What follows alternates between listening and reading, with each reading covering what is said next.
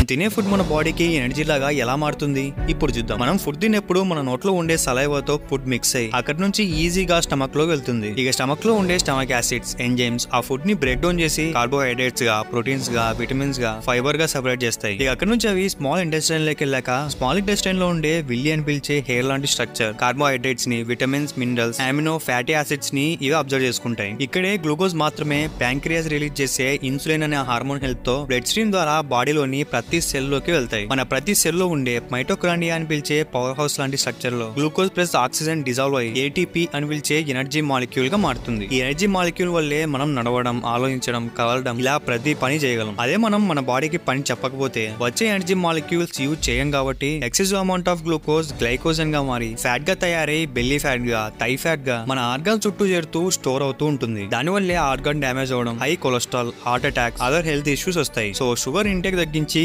Healthy food తింటూ running, exercise చేస్తే చాలా బెటర్.